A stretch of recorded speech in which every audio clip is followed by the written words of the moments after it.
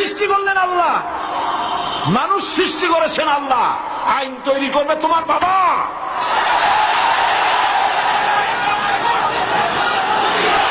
আইন তৈরি করবে কে? কে তৈরি করবেন? আল্লাহ রাব্বুল আলামিন আইন তৈরি করবেন। আরেকটি জিনিস লক্ষ্য করুন, এই পৃথিবীতে, থামুন, এই পৃথিবীতে একটা গাধার তৈরি করা আইন আর একটা গাধায় কিন্তু মানে না, ঠিক কিনা? একটা ষাঁড় আর একটা ষাঁড়ের আইন মানে না। গ্রামে দেখেন না, বিলের মধ্যে অনেক ষাঁড় ঘুরে বেড়ায়। একটা ষাঁড় তার ঠ্যাং উঁচু করে বলল, ভাইয়ের আমার, বোনের আমার, এই বিলের মধ্যে কেউ ডাক দিতে পারবে না আমি ছাড়া। আর সব ষাঁড়েরা গরুরা লেজ উঁচু করে দৌড় মারলো। গরু একটা গরুর আইন মানে না, একটা ব্যাঙ আর একটা ব্যাঙের আইন মানে না, একটা বানর আর একটা বানরের আইন মানে না। আর তোমরা আশরাফুল মখলুকাত মানুষ, কার বাজানে কি আইন তৈরি করেছে সে আইন মানতে পৃথিবীর মানুষ বাধ্য নয়। মানুষ সৃষ্টির সেরা, আইন মানবে আল্লাহ। চিল্লায় বলো কার?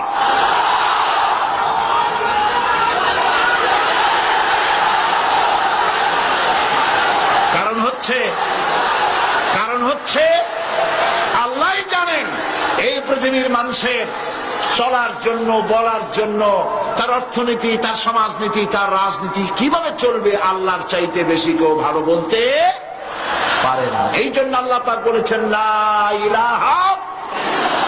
এই কথা কে শিখিয়েছেন? জোরে বলুন।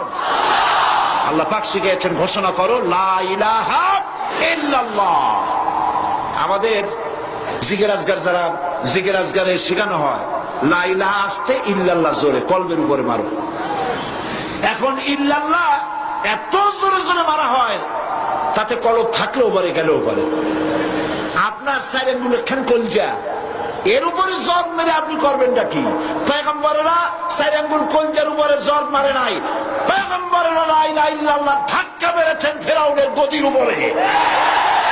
ইব্রাহিম আলাইহিস সালাম লা ইলাহা ইল্লাল্লাহ বলে ইল্লাল্লাহর জাত মেরেছেন, নমরুদের রাজতত্ত্ব উল্টে গেছে। মুহাম্মদ রাসূলুল্লাহ সাল্লাল্লাহু আলাইহি ওয়াসাল্লাম লা ইলাহা ইল্লাল্লাহ বলেছেন, আবু জাহেলের মুষ্টি সাফ হয়ে গেছে। এর নাম কলেমার জিকির।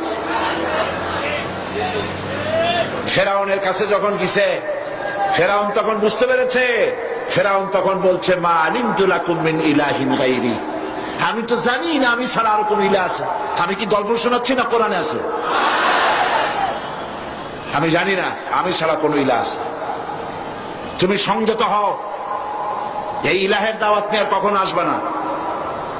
আবার যদি ইলাহের দাওয়াত নিয়ে আসো, লাআজআলান্নাকা মিনাল মাসজুনিন, আমি তোমাকে কারারুদ্ধ করে রাখবো। ফেরাউনের গোষ্ঠীরা সবসময় জেলের ভয় দেখায়, ঠিক কিনা? কিন্তু মুসারা জেল ভয় পায় না। জেল মুসলমানদের পায়ের জুতা, ফাঁসির মঞ্চ মুসলমানদের গলার জুতার ফিতার মতো, ফাঁসির মঞ্চের গলার দড়ি মুসলমানদের ফুলের মালার মতো। এগুলিকে মুসলমানেরা পরোয়া কোনোদিন করে না। হযরতে মুসা আলাইহিস সালাম বলছেন, বেটা আমারে তুমি ভয় দেখাও জেলে, তুমি আমারে চেনো নাই।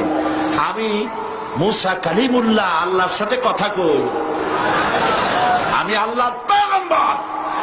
তোর জেলের পরোয়া আমি করি না। মুসা আলাইহিস সালামের সাথী নাই, সঙ্গী নাই, লোক নাই, জন নাই। মুসা আলাইহিস সালাম বসে আছেন। আল্লাহ প্রশ্ন করছেন, ওয়ামা তিলকা বিয়ামিনিকা ইয়া মুসা। মুসা আলাইহিস সালামের কথা আল্লাহ কোরআন শরীফে কত জায়গায় বলছেন, সুবহানাল্লাহ। খুব আদরের নবী।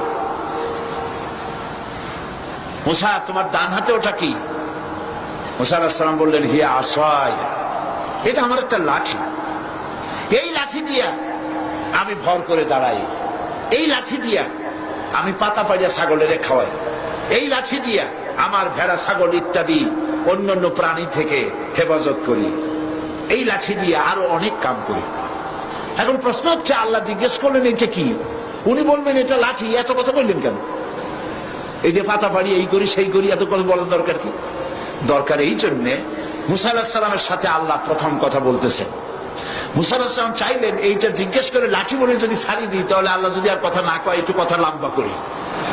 আল্লাহর সাথে কথা বলার যে মজা, সুবহানাল্লাহ, তিনি লম্বা করলেন। আল্লাহ বললেন লাঠির যে ফজিলত তুমি বলছো ওইটা আছে, কিন্তু আর একটা জিনিস আছে লাঠির মধ্যে যা তুমি জানো না, তুমি লাঠিটা ফালাই দাও। মুসা আলাইহিস সালাম লাঠি ফালাই দিলেন। লাঠি যখনই ফেললেন, হিয়া হাইয়াতুন তাসআ, বিরাট সাপে পরিণত হয়ে গেল, অজগর হয়ে গেল। মুসা আলাইহিস সালাম ভয় পেয়ে গেলেন।